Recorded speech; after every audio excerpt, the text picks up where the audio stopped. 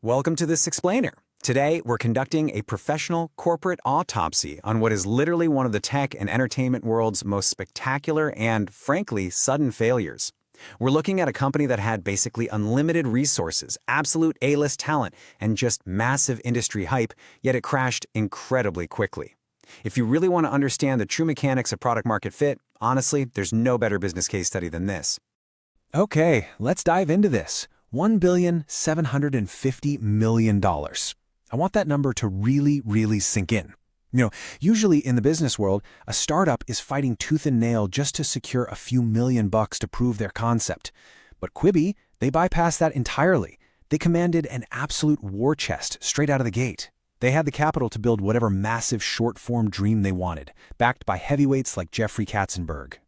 And yet, the timeline of this collapse is just staggering. You have this immense, unprecedented capital raised and a massive wave of pre-launch hype. Then comes the launch in month 4. And by month 10, just total collapse. The stark juxtaposition between nearly $2 billion in funding and an incredibly brief 6-month product lifespan is practically unheard of in modern business. It wasn't some slow bleed, it was a sudden, dramatic brick wall. So, to understand a collapse of this magnitude, here's how we're going to break it down.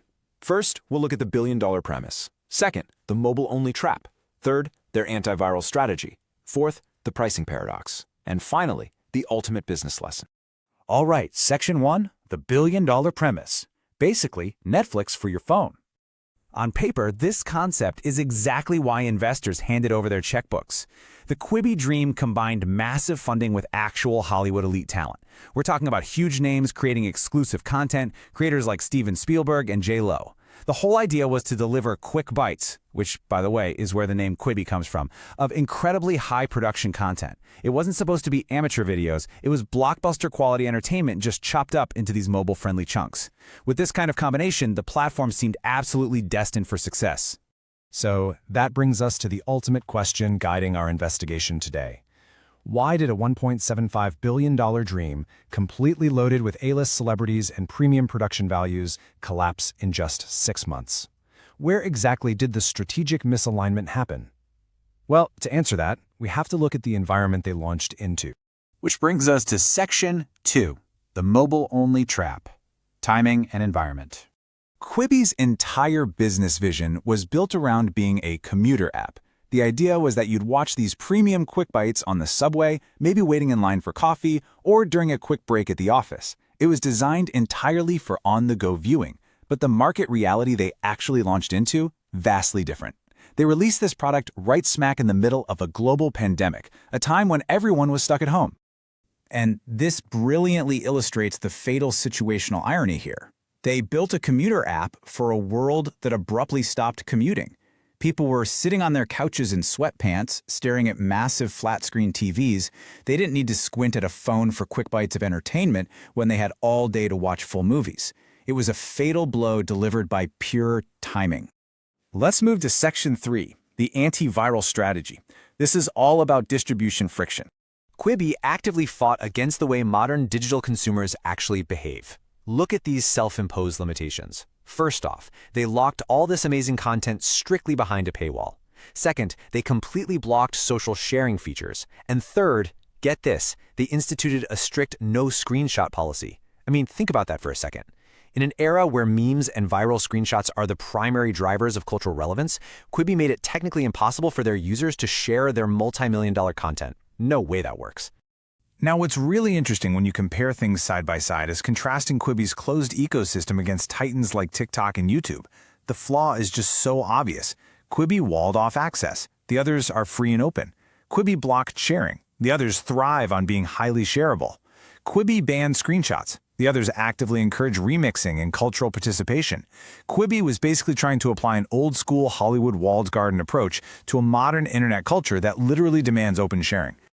Now, to be fair, Quibi did have one highly touted technical innovation. They had their turnstile technology, which allowed the video to seamlessly shift perspectives when you rotated your phone from portrait to landscape. And yeah, it was slick, it was cool, but a flashy tech feature couldn't save an ecosystem that was impossible to share. The content market mismatch and the total lack of virality completely doomed the platform. A cool feature simply cannot overcome fundamental distribution friction. Section 4. The pricing paradox. Let's talk monetization strategy. To evaluate their monetization properly, we really need to ground ourselves in a fundamental business concept, the value proposition.